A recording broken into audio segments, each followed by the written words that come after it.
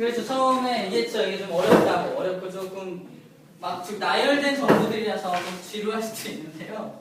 최대한 지루하지 않게 해주는 거야. 혜원! 혜원?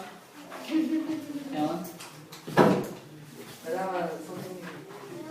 혜원아! 선생님이 사이다 먹는다? 오? 이러면 일어날 줄 알았는데? 오, 쿨한데? 쿨한데? 자, 밑에 여기입니다. 여기다가 원래 정리해야 되는데 칸이 좀 부족하니까 여기다가 좀 뺀 거예요. 일어나세요, 빨리. 얼른! 선생님 진짜 죽어버렸네. 지루해가지고. 이거 좀 켜요. 안 돼요, 추워요. 안 돼요. 조는 것보다 낫다. 안 돼요. 자, 보세요. 무척추가 없는 것들인데, 자, 이 절지동물, 환영동물, 연체동물, 강장동물, 편형동물은 5가지 종류가 있는데, 책에는 연체동물까지만 소개가 되어 있네요. 하지만 2가지가 더 있어요. 총 5가지입니다. 자, 절지라는 말은, 이 절지라는 한자 뜻을 좀 알면 되고요. 환영도 한자 뜻. 한자의 뜻을 알면 쉽게 좀 우리가 알 수가 있어요. 일단 절지가 뭐냐면요. 절자가 너 절대 날 거야. 절자가 절단 부러져다 생기는 거. 즉 지자가 다리지. 다리입니다. 다리가 딱딱딱 마디가 있는 거예요. 다리에 마디가 있는 거예요. 다리에 마디가 있는 거. 그 다리가 이렇게 쭉 뻗어 있는 게 아니라 다리가 뚝뚝뚝 꺾여 있는 거 있죠. 대부분의 메뚜기. 대부분의 곤충들이 절지동물이에요. 다리가 딱딱딱 나눠져 있는 거 절지동물. 뭐 지네라던가. 거미는 뭐예요? 거미는 파충류예요. 거미도 절지동물에 속하죠. 거미도 이렇게 딱딱 나눠져 있잖아요. 근데 거미는 곤충으로 보진 않죠. 어쨌든 절지동물은 다리의 모양을 가지고 이렇게 할 수가 있고요. 거미나 메뚜기, 개도 절지동물. 개 우리 가재. 먹는 개 있죠. 랍스터 같은 거, 가재가 있고요. 맛있는 거. 절지동물. 몸이 특징이 뭐냐면 몸이 딱딱한 골격으로 쌓여 있죠. 그걸 외골격이라고 해요. 사람은 외골격입니까? 내골격입니까? 내골격. 니골격이 아니라 내골격이에요. 자, 잘래요. 내골격인데 얘네들은 외골격, 바깥의 골격. 바깥의 골격을 뜯어내면 안에는 말랑말랑해요. 그래서 안에는 뼈가 따로 들어있지 않다는 겁니다. 거북이는 아까 척추동물이었잖아. 척추가 있다고요. 뼈 있어요. 거북이 뼈 있습니다. 말랑말랑해. 거기가 뼈가 있거든요. 거북이 뼈 있죠. 있어요? 거북이 척추동물이라고요. 파충류라고요. 아니 그거 그 껍질만 있는 거. 어떻게 먹혀보냐고? 바깥의 껍질은 그냥 자기 몸을 보호하기 위한 그냥 껍질이고요. 그 안에 또그 껍질을 싹 벗겨내면 뭐 이상한 모양이 있겠죠. 그것도 막 이렇게 뜯어내면은 안에 뼈가 있다고요. 됐죠? 그 먹는 얘가 막그 거북이 껍질 있잖아요. 다 깨버린 거. 먹는 개도 절수동물이에요. 잘해. 자, 됐죠? 절수동물. 환영동물은 한자가 고리입니다. 고리 환자. 동그란 모양. 동그란 형태를 가지고 있는 동물을 뭐 있습니까? 지렁이 같은 것들이 이런 환영동물이에요. 거머리도 마찬가지예요. 지렁이나 거머리처럼 둥근 긴 원통형의 모양을 갖고 있는 것들. 얘네들도 마찬가지로 환영동물도 마찬가지로 지렁이 보면은 아주 작은 마디들이 쫙 나 있어요. 관찰한 적 있나요? 작은 마디가 쫙 있어요. 그래서 몸에 마디가 있어요. 마디가 있어요. 지렁이 같은 거 생각하면 되고요. 연체동물은 몸이 흐물흐물해요. 몸이 흐물흐물합니다. 몸이 외투막이라는 거 쌓이는데 대표적인 예가 뭐냐면 오징어. 오징어 바깥에 몸이 이렇게 흐물흐물하죠. 쑥쑥 들어가죠. 이런 것들 연체동물. 얘는 마디가 있어 없어?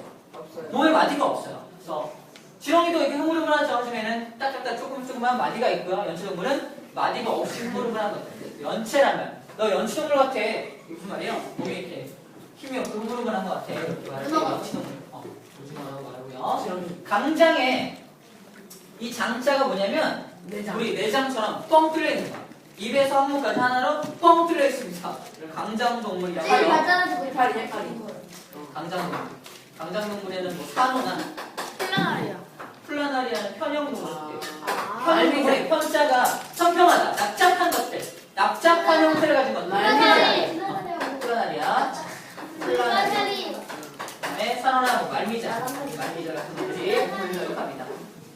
강장동물과 편형동물 이렇게 나눌 수가 있어요. 이 5가지 일단 이런 것들이 있다 정도만 알도록 하고요. 나중에 시험 때 좀 더 확실하게 외워보도록 합시다. 자, 이렇게 해서 전체 동물계 중에서 척추동물 문과 무척추동물 문들의 종류를 좀 살펴봤어요. 이번에는 식물을 분류해보세요. 식물. 내가 맞을 것 같아. 아니 간단해요. 식물의 분류. 대박. 자, 식물계 여기다 좀 정리할게요. 식물은 뭘 가지고 분류를 하냐? 포자. 식물은 포자. 번식 방법인데 혹시 이거지? 씨가 있냐 없냐? 씨의 유무 씨. 자, 씨라는 게 뭐냐면 봐요. 씨라는 게 뭐냐면요. 씨라는 게 뭐냐면 이방. 씨발 가지고 있는. 씨발. 씨가 뭐냐면요. 씨는 다른 말로 종자라고 하는데 씨를 심으면 똑같은 식물체가 자라나죠. 그럼 그 씨 안에 뭐가 들어있다는 거예요? 씨방자. 부모의 정보가 들어있다는 거죠. 했거든. DNA. 핵과 DNA. 핵 속에 DNA가 있는데 중요한 건 그 씨 안에 부모의 그 유전 정보가 다 들어있다는 거예요. 부모니까 엄마의 정보도 있고 아빠의 정보도 있겠죠. 그죠? 그게 씨입니다. 그렇다면 씨라는 건 꽃을 통해서 여자에 해당하는 난세포라는 것과 꽃가루 있죠. 꽃가루가 달라붙어서 두 개가 수정이 일어나서 씨가 되는 거예요. 다시 말해서 씨라는 건 엄마 아빠가 만나야 됩니다. 이해됩니까? 그런데 그 씨로 번식하는 것들, 그런 것들을 뭐라고 하냐? 종자식물이라고 해요. 종자식물. 씨가 종자죠. 종자로 번식하는 식물, 씨로 번식하는 것들, 즉 엄마 아빠가 만나서 번식하는 것들 종자식물이라고 하고요. 씨가 없이도 번식할 수 있는 게 있어요. 포자식물. 씨 없이 번식하는 것들. 그러면 이 포자라는 녀석은 무엇이냐? 우리 고사리 같은 거 뭐 관찰 한번 해보면 좋겠지만 고사리를 이렇게 잎을 뒤집어 보면 뒤에 잎의 뒷면에 까만 게 탕탕탕탕탕 달려 있어요. 네, 알아요. 그리고 버섯도 네, 어제 이상. 버섯도 이렇게 좀 이렇게 뜯어 보면은 안에 까만 씨 같은 것들이 이렇게 딱딱딱 들어 있어요. 그게 포자라는 거예요. 포자. 근데 포자는 중요한 건 뭐냐면 고사리는 암컷 수컷이 없거든요. 이게 무슨 말이냐면 고사리 혼자 독신으로 살아갑니다. 그러다가 좀 더 많은 고사리를 만들어야겠다 하면 지가 혼자서 포자를 만들어요. 혼자 만들어서 그걸 퍼뜨립니다.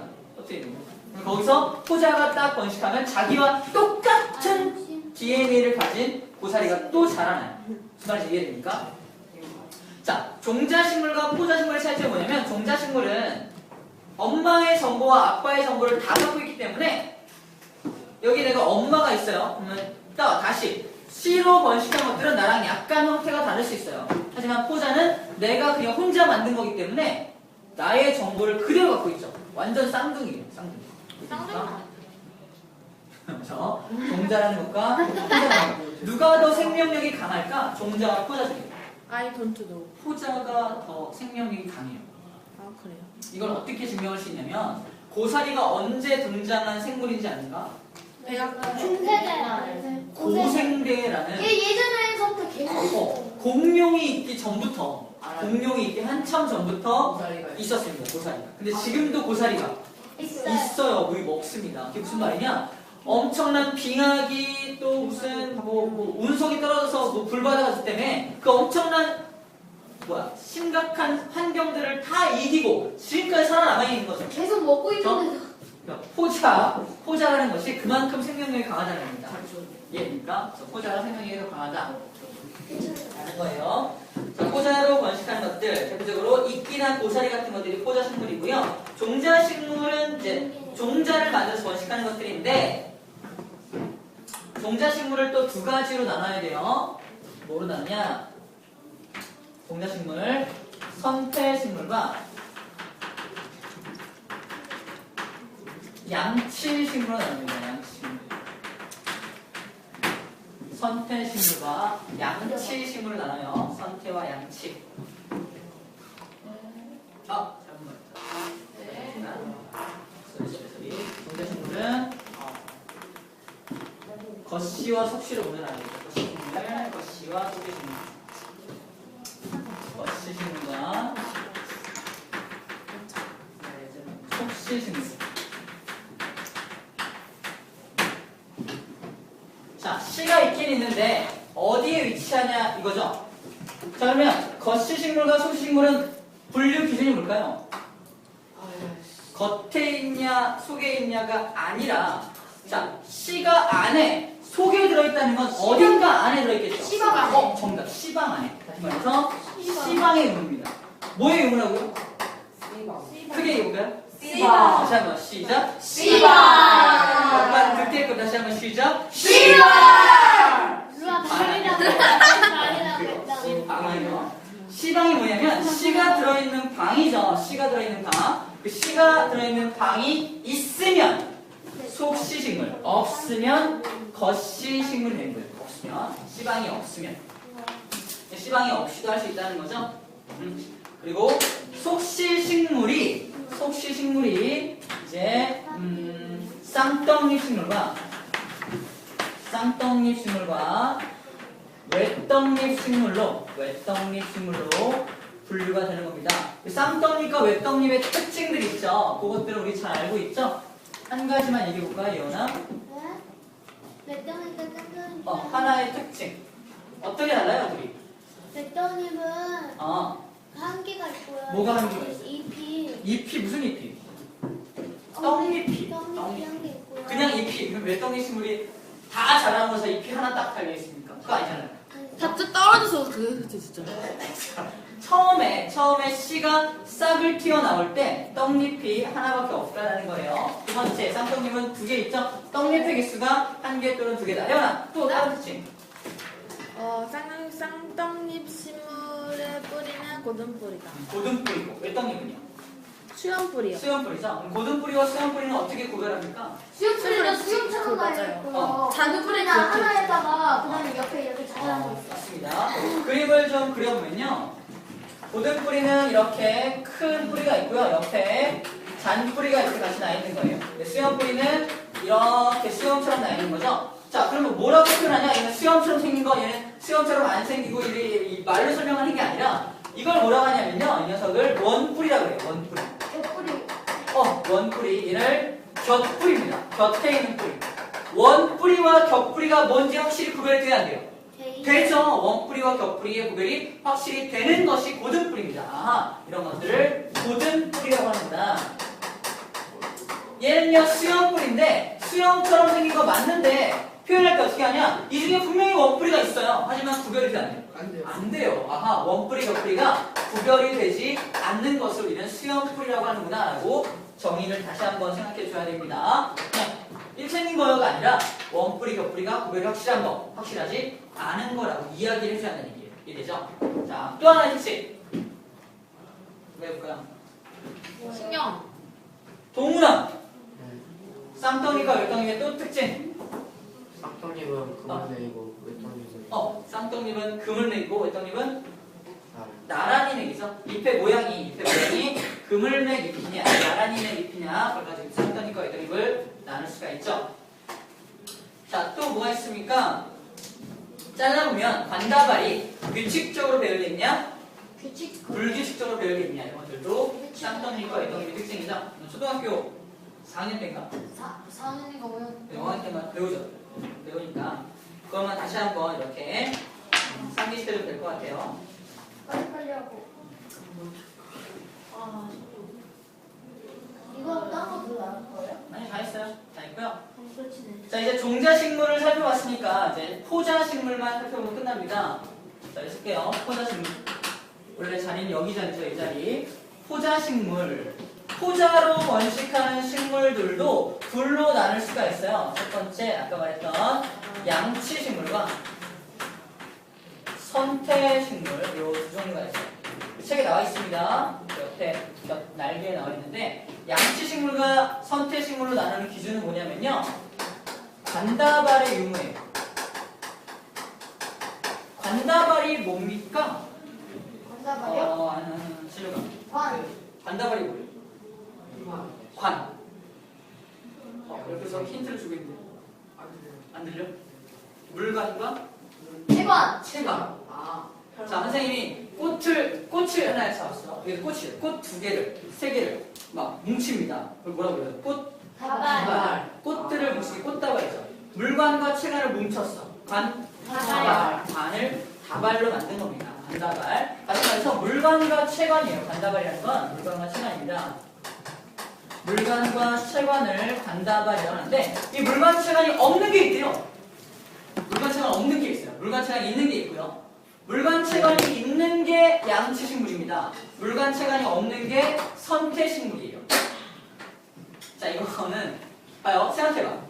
양치식물의 대표적인 예가 고사리거든요. 고사리가 줄기가 있어 없어요? 이렇게 길게 있어요. 있죠. 줄기가 쫙 있고 잎이 짝짝짝 나 있죠. 이제 우리가 줄기랑 잎을 먹잖아. 줄기가 있다는 건 잎한테 그 물과 영양분을 공급해야 돼, 안 해야 돼? 그러면 관다발이 있어야 돼, 안 있어야 돼? 있어야 돼요. 양치식물이라는 녀석은 이렇게 관다발이 있어야 됩니다. 양치할 때 뭐가 그거니까? 치아. 치아! 칫솔. 칫솔 길쭉하죠? 관이 있어야 됩니다. 네. 잘 이해가 안 되나요? 양치식물은 길쭉하니까 물관채관이 필요하다는 얘기예요. 하지만 선태식물은 선택식물. 선태한다는 건 이끼처럼 바위에 쫙 붙어가지고 선태하는 겁니다. 걔네들은 이렇게 긴 줄기가 있어 없어? 없어요. 그러니까 물관채관이 필요 없다는 겁니다. 암기법이에요. 양치식물과 선텐식물 머릿속으로 상태 이미지를 그려서 기억을 해주면 좀 더 쉽게 기억할 수가 있을 거예요. 처음 들어보는 말이라 선생님이 이렇게 하는 거야. 예. 원래 지식이라는 거는 내가 알고 있는 지식 위에 쌓여야지만 무너지지 않습니다. 그냥 마냥 처음 듣는 거 외우면 언젠가 다 사라져버려요. 언제 외웠지? 그래서 알고 있는 지식 위에 해주는 양치 모르는 사람 없잖아. 썬텐 모르는 사람 없잖아. 이제 선생님이 알려주는 이 과학 암기법들은 굉장히 다 과학적인 암기법들이에요. 여러분들 아무렇지 않게 듣고 있지만 굉장히 과학적입니다. 만약에 과학적이지 않으면 어떻게 할까요? 과학적이지 않다면 선생님 안 할게요. 네. 안 할게요. 과학적입니다. 선생님이 오랜 연구 끝에 만들어 놓은 거예요. 오케이. 이런 거 가지고 오래 연구하실 것 같은데. 아니 오래 연구해야 됩니다. 왜요? 여러분들 운명이 달린 일이잖아. 왜 그거 정면 그거 못하면 죽어요? 근데 그거 알아요. 시험 한 문제 맞으시는 자, 문제 풀어봅시다. 85쪽의 핵심 예제 1번. 쌍떡잎 식물과 외떡잎 식물을 비교하고 있는데요. 그림은 어떤 속시 식물이 싹 트는 모습이다. 싹이 틀 때 떡잎이 한 장 나오는 식물을 모두 골라봐라. 즉, 뭐를 고라는 얘기입니까? 외떡잎 식물을 골라보라는 얘기예요. 몇 겨. 번 풀라고요, 선생님? 맞죠? 네. 같이 하고 있는 거죠. 핵심 예제 1번 같이 하고 있는 거예요. 벼 외떡잎이죠? 네. 벼의 모양을 보면 알 수 있어요. 줄기가 길쭉하게 옆으로 형성층이 없기 때문에 위로만 삐죽하게 자라죠. 이런 것들이 다 외떡잎 식물 특징이에요. 벼 장미 아닙니다. 장미 아니고요. 백합도 마찬가지. 백합도 외떡잎 식물. 옥수수도 외떡잎 식물입니다. 벚나무나 해바라기는 아니에요. 네. 자, 답은 기억, 디귿, 리을이에요. 기억, 디귿, 리을. 벚나무, 대부분의 나무들은 대부분 다 쌍떡잎이고요. 해바라기 잎, 여러분들 본 적 있나요? 해바라기 잎? 네. 길쭉한가요? 넓적한가요? 길쭉해요. 넓적합니다. 해바라기 넓적합니다. 넓적하다는 건 그물맥이라는 거예요. 그물맥. 길쭉하고 넓적하던데. 해바라기가 아니에요. 여러분들 옥수수랑 헷갈리는 것 같은데 해바라기는 그렇지 않습니다. 넓적하다는 건 쌍떡잎이라는 특징이에요. 해바라기. 물론 위로 길게 자라는 특징이 있지만 잎의 모양을 생각해야 돼요. 해바라기는. 답은 기억, 디귿, 리을. 유제 1-1 풀어볼까요? 1-1. 밑에 거.